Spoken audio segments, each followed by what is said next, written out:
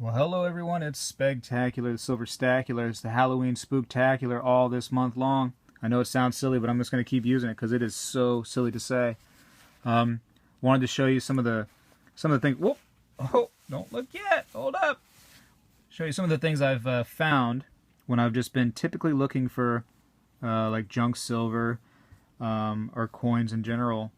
Some of the, what I call little bit of a special things that I've found. So here's one of them. Oh, there it is. What is it? It's a Walking Liberty $50, right?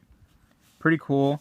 I like these because they're older. They're worth a little bit more, and like the buyers will pay more for them. So you're stacking silver, right? Go for the older stuff. I know you want to just get nothing but the silver content, but people pay more for the older stuff. So let me show you some of these that I've gotten. It's ridiculous. Whoa. Okay. So these are some of just the, let's call them the, whoa! Camera down! Jeez. Alright, that's what happens when you use like a $3 tripod from the Walmart, okay? That's what's going to happen every single time. Anyways, so listen up, $3 tripod. You need to hear this. So, stuff's worth a little bit more. So this is the junkie of the junk, right? This stuff is no special dates here, no great conditions. It's just the junky stuff. But even though it's the junky stuff, more valuable than like some JFKs. You know, people will just pay more for these. It's just the way it works. You know, you don't see these coins ever.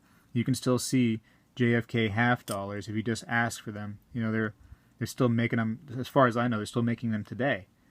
You know, so, but these, they're not making these today. I know it looks like a silver eagle, but it's a $50. You know, very cool stuff. So I always try to pick up these when I can, and I would suggest that you do that too. The Franklin halves. Let me see if I got one of those to show you somewhere. I'm sure I do. Okay, so like the Franklin halves, pick those up as well. You know, a little older than the Kennedys, worth a little bit more.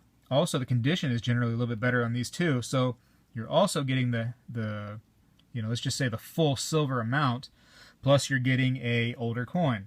See if I can see if this helps. I found a proof one. Nice proof one I found within a junk pile. So worth quite a bit more than the, I don't know, $5.50 that I paid for it. I hear people screaming. I hear people screaming outside. What are they doing? I'm sure they're okay. But yeah, something to look for right there. And of course, if you find anything else older than that, here is a draped bust that I found. I didn't have the right size little airtight for it, so I just, improvised a little bit, as you can tell. One day I'll change that out and get a good one. I know it's a junky one, but it was special to me because I found it in a junk pile, and I wanted to rescue it. And, I did. I rescued it. Now it's saved. So, thank goodness for that. What else do I have to show you? Here's another one. This one right here. This is a Standing Liberty that I found in a junk pile for $3. Well, $3.50, I believe. It's hard to tell maybe on the thing, but very good condition. You never hardly find these in such condition, especially for $3. Excuse me, $3.50. So it's 1928. And look at the condition. I mean, like, it's really good looking. That's held up really well. So, as much as you can, if you're gonna get like junk silver, try to get the Standing Liberties too. Those also will demand a higher premium because you just don't find them, anymore. You can still get the Washington quarters today. Okay, not 90% silver in the change usually, but you still see that. You see that quarter, typically whenever you're dealing with change every single day, that's the quarter you're going to see. So you don't see the other stuff anymore. It's just unique. It's history. You don't see it. people pay more for these ones, typically, you know. Let's see what else I got in my little pile here. My little show-off pile. Alright, so this is fun. So I don't know if you're going to be able to see this. I might have to bring the magnifying glass out a little bit for this one. So, older date. I don't know if you can tell, but it's a 1917. It's just so faint and it's so worn down. When these were older, they had that lifted up platform that Liberty's standing on right there. And they put the date on top of that. And that thing just wore down so quickly and easily that they ended up having to remake them later with what they call a recessed date, where the date is, you know, down more into the coin so they don't get worn off quite as easily. But also, you don't find these in junk piles where you can actually see the date.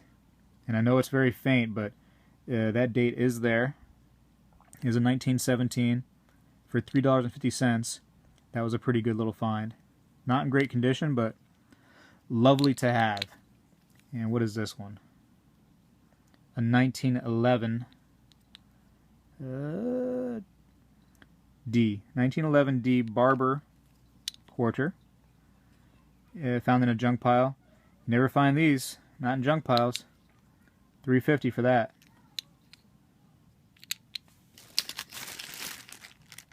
Things to look out for. Try to focus, if you're going to the junk piles, on like Mercury dimes over just Roosevelts.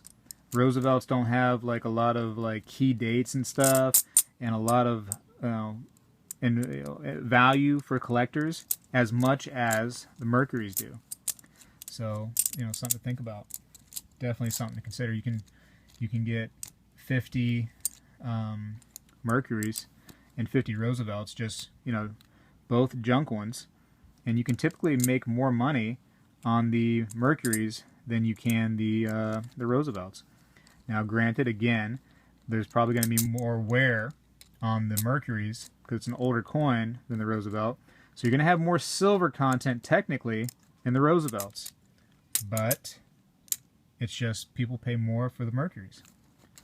You know, people pay more for the Walking Liberties. It's just the collector's base. So, you know, invest in silver, but at the same time, think about other avenues. So you're not just, you know, keeping yourself in one place with just the silver. You diversify. Diversify in everything you do, and, you know, you can't go wrong. Or if you do go wrong, it won't hurt as bad. Here's a fun one. Found this in a junk pile.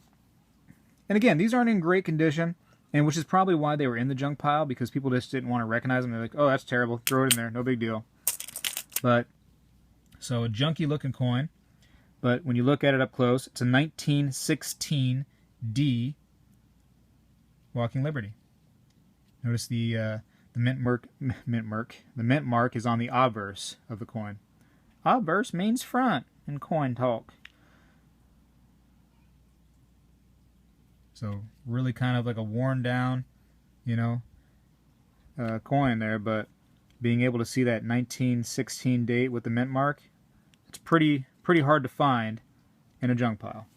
I'm happy to have it for the price of $5.50 that I paid for it. You know, can't beat that. Can't beat that.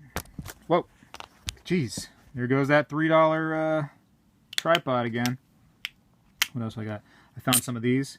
Those little like commemorative $half in a junk pile. Here's another one. So what else do I got in here? Show you some fun stuff. Another proof Franklin, all in the junk piles. Let's see, another proof Franklin. I think I found a bunch of those. Here's a seated Liberty that I found in a junk pile. 1938. What is this? 1938 D Walking Liberty I found in a junk pile. And another proof I found in a junk pile. Kind of just neat to find those things, let's just say, in the wild, in just some junk pile. You know, that's why when I do buy like coins, like silver coins and whatnot, I always try to like go through them, look for anything special. Even when you're coin roll hunting, I know you may be like, well, in my videos I was generally looking for like the wheat coins, and you can see like my older videos where I'm doing that. I'm going through and I'm finding like hundreds of wheat coins in one box. Hundreds, like literally hundreds. And you know, that's all I was going for during the videos, is I was just pulling out wheats. Later, and you didn't see it because it took me hours upon hours to do, but I went through and I looked at every single coin, even like, you know, what looked like a common coin or a new coin, and you know, checked to see if they had any kind of special, you know, double dies or any kind of like strange variants or any kind of rarities whatsoever. And people make some really good money doing that on like the pennies and the nickels and dimes and stuff. I mean, I'm sure there's more videos out there of people doing that, or some information on some forums or just on the internet in general of people, you know, doing that. But check that out, because that's really interesting. People that get good at that, they can almost make a living on doing that. You know, looking for the little variations and whatnot. So, just some things to consider, you know. Throwing it out there, trying to give everyone ideas of things you can do. It's such a fun hobby. You know, the coin collecting, silver investing is such a neat hobby. When you really get involved into it and you realize the potential there, and just the benefit of doing it, it's really interesting. And you know, hopefully any of these videos that you watch, mine or anybody else's out there, there's, you know, thousands of videos out there. Hopefully it gives you some ideas, makes you think a little bit, so you can go do some research yourself and you know, learn about it on your own. You know, hopefully this helps. Hopefully I threw some info at you, you know, gave you a little knowledge about some things. I have so much more to show you. I'd love to show you a million things, but I know you got to be going. I know you got things you got to do. You got to make that frozen bruschetta pizza in the freezer. I get it. You know what I mean? It takes some time to heat up the oven and stuff. But I appreciate you guys staying around. Appreciate you guys, you know, watching the videos. You know, I like when you have some free time. You can sit here with me and watch me play with my coins and stuff. If you want to see any certain videos, I see every single comment you guys write, guys and girls, and I appreciate it all. I appreciate when you thumbs up the videos, when you thumbs down them. I know that you don't like it. You know, I'll try to make them better. And I definitely appreciate when you subscribe. So for all you people over there that are you know, not logging in to the YouTube, don't have a sign in, just, you know, does it as some guest or some you know, some random person, just go ahead and sign in, subscribe to me. It helps out anybody you watch when you're subscribing, you know, when you're thumbs upping and when you're commenting. Just think about the time that's involved in making these videos, and how much they'd appreciate your time too a little bit when you show them a little support in one way or another. You know what I mean? A little thumbs up. It's just a little hey, thumbs up. You're doing a good job. Appreciate you. Thanks for letting me watch you. And I thank you all for watching me and coming to this video and checking out some of these things, listening to my ideas. Have a great Halloween. I'm just going to keep saying it. Every single video this month is going to be have a great Halloween, have a happy Halloween, trick-or-treat time. Good luck to you all.